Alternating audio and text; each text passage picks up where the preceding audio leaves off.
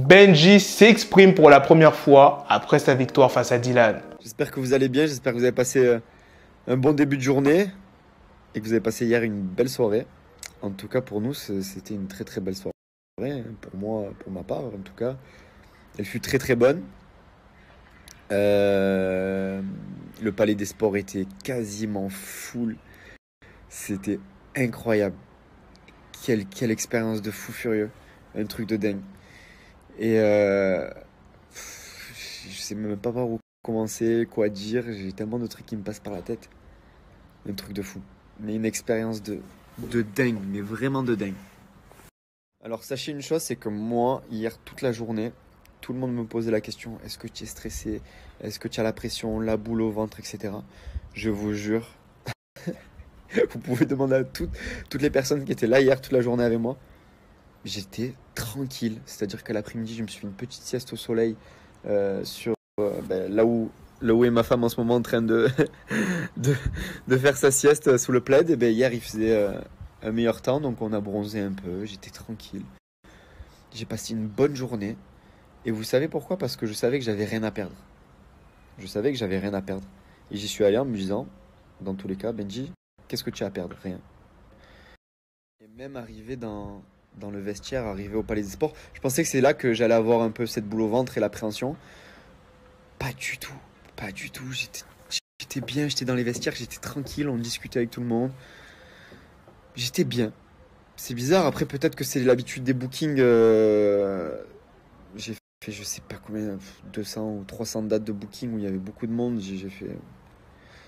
Et peut-être que c'est ça, le fait d'être habitué à ce qui est. Ce que je sois amené à arriver dans des événements où je suis annoncé, etc. J'étais bien. Et puis voilà, comme j'ai dit, j'avais rien à perdre. Parce que dans tous les cas, moi j'ai toujours fait le mec. J'ai gardé toujours ma ligne de conduite et mon discours en disant que le meilleur gagne. Bien évidemment, j'espérais être le meilleur. Mais j'avais pas fanfaronné, moi. J'avais pas fait le mec.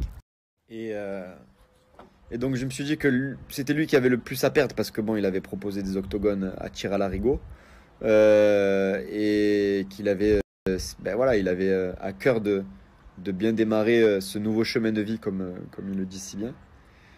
Et que du coup, pour moi, c'était un challenge et que voilà, je prenais le truc et puis que le meilleur gagne. En un mois, avec seulement un mois de préparation, j'ai commencé la boxe le 9 mars. Lui, ça fait un an et demi qui fait un peu de leçons, qui s'entraîne, qui prépare un peu un combat qui allait arriver, mais qui est arrivé. Voilà. L'outsider. L'outsider. C'est ça. Ne jamais vendre la peau de l'ours avant de l'avoir tué. Et hier soir, ça a été une belle leçon pour toutes les personnes qui manquent d'humilité. Même si je sais que c'est son personnage, il est comme ça.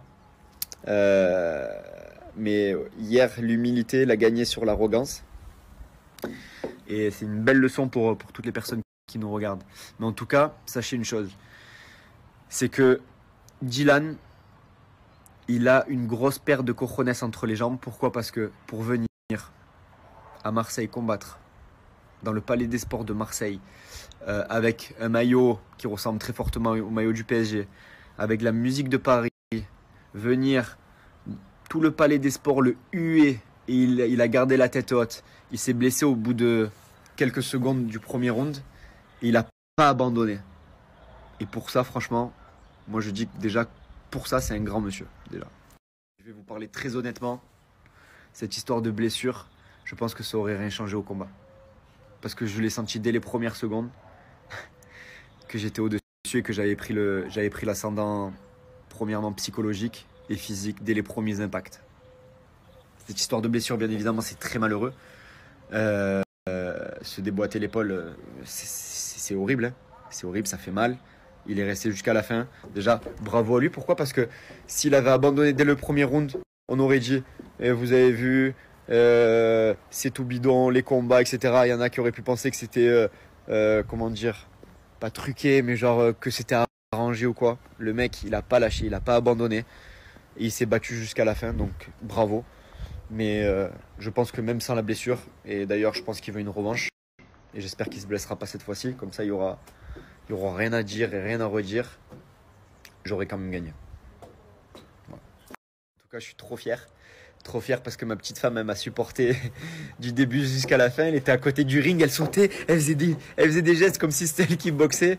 Ma famille, mes amis, tout le monde était là. Tout le monde m'a supporté, tous les messages que j'ai reçus. Et puis, je vais vous dire une chose, vraiment. J'y allais en me disant que dans tous les cas, que je gagne ou que je perde, ça allait rien changer au fait que dans ma tête, j'avais gagné. Pourquoi? Parce que juste le fait d'essayer, c'est déjà de gagner. Sachez une chose, c'est ça les amis. C'est que pour les personnes qui échouent, il faut se dire qu'à chaque fois, c'est une victoire parce que si vous échouez, ça veut dire que vous avez essayé. Et ça, c'est très important. C'est très très important. Et c'est pour ça que je suis allé là-bas en me disant que dans tous les cas, que je gagne ou que je perde le combat, j'avais gagné pour moi, personnellement, parce que j'y étais allé. Et ça, c'est très important. Donc dites-le vous. Quoi que vous fassiez dans la vie, faites-le à fond. Et si vous échouez, c'est pas grave, vous avez quand même réussi parce que vous avez essayé. Pour toutes les personnes qui ont pas pris ce combat au sérieux, qui nous ont critiqués, qui étaient là, voilà, les mauvaises langues. Voilà.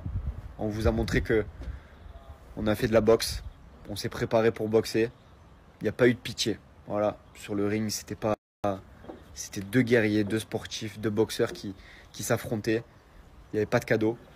Et voilà, la récompense, c'est que le palais des sports était plein. Tout le monde a parlé de ce combat. Tout le monde a parlé de la boxe anglaise en France. Tout le monde a parlé de ce gars-là. Et donc, du coup, quand on ait parlé de nous, on a parlé aussi des boxeurs qui étaient là avant. Tous les boxeurs pros qui ont combattu au Palais des Sports devant des milliers de personnes. Ben, peut-être que sans nous, ça n'aurait pas été possible. Donc, si on a pu, grâce à notre combat à nous, amener de la visibilité sur ces boxeurs-là qui sont pros aujourd'hui, eh ben, c'est aussi une grande victoire. Et la plus grande crainte de Madji, c'était que mon visage il change, que je me prenne une patate, que ça me déforme le nez, etc. Mais je vous jure que j'ai l'impression que je suis encore plus beau qu'hier. Mais vas-y, toi. Moi, je suis morte. C'est la victoire. Moi, je suis fatiguée. La victoire, ça rend beau. J'ai plus craqué que toi. Tu as plus boxé que moi, c'est sûr. Oui. Sur le côté, c'est n'importe quoi. Alors, je vous dis, il y avait Louis, il y avait Madji sur le côté, deux fous. Louis, mon entraîneur, je vous explique, l'arbitre, il a dû arrêter le combat en plein milieu parce que Louis, il était sur le côté et il tapait sur le ring comme un fou. Parce que la tactique de Louis, c'était le premier round, tu vas tranquille, on observe, etc., tu esquives, etc. Sauf que moi, un déglingo, j'ai dit ok, vas-y, j'ai fait deux esquives, j'ai senti qu'il y avait les portes ouvertes et j'ai foncé comme un fou. Il me dit calme-toi, calme-toi. Il y avait Madji à côté, le boxeur en même temps. Ah, des fous, il n'y a que des fous. Dans mon coin, il n'y avait que des fous. Félicitations à toutes les personnes qui ont œuvré pour organiser cet événement, que ce soit Cyril, Guillaume, les organisateurs, que ce soit Seb, mon agent qui a fait énormément pour ce gala. Merci à tous et merci à tous les boxeurs qui étaient là avant pour que ce gala soit une belle soirée.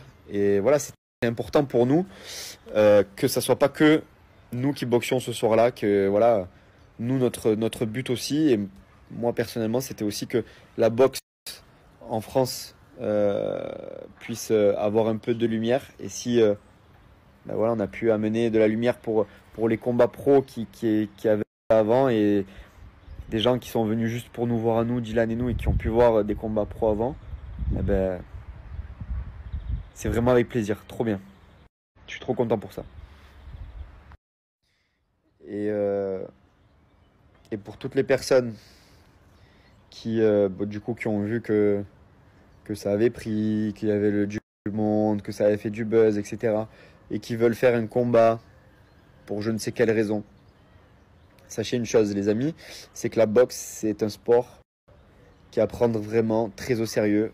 On joue pas à la boxe parce que c'est dangereux. Vous avez vu, au bout de quelques secondes, Dylan il s'est déboîté l'épaule, mais ça peut être beaucoup plus dangereux, un mauvais coup, etc. Donc on ne joue pas avec ça. Donc c'est à prendre très au sérieux. Je sais qu'il y a des gens qui disent ouais ça va, ça fait qu'un mois qu'il boxe, mais j'ai pris les choses vraiment au sérieux. Je me suis entraîné tous les jours. J'ai fait en sorte de m'améliorer et de faire du mieux que je pouvais pour déjà pour esquiver les coups, pour pas en prendre et pour en mettre, et pour faire de la belle boxe, même si je sais que c'était pas très académique, mais j'y suis avec la hargne. Mais en tout cas, pour toutes les personnes qui veulent commencer la boxe ou qui veulent commencer à faire des combats, je parle pour les influenceurs, il faut s'entraîner dur. Il faut s'entraîner dur et vous avez vu, Dylan, ça fait un an qu'il s'entraîne, peut-être un peu plus. Et vous avez vu sur un mouvement, sur un coup, c'est pas un jeu. On rigole pas avec ça, on se prend des coups dans la tête, ça peut être dangereux. Moi, ça fait un mois que je fais des mises de gants tous les jours. Et je sais pas si vous entendez, j'arrive plus à respirer du nez. Pourtant, je suis pas enrhumé. C'est parce que pendant un mois, j'ai pris des patates dans le nez. Et je dois avoir, je sais pas, peut-être la cloison nasale qui est un peu décalée. Et j'arrive plus trop à respirer du nez. C'est pas un jeu. Je me suis pris des patates dans les arcades. J'ai encore des bleus, mais tout ça, c'est les mises de gants. J'avais la lèvre, je sais pas si on voit encore. J'avais la lèvre toute bleue en dessous pendant une semaine, ça se voyait pas, mais en dessous c'était tout bleu.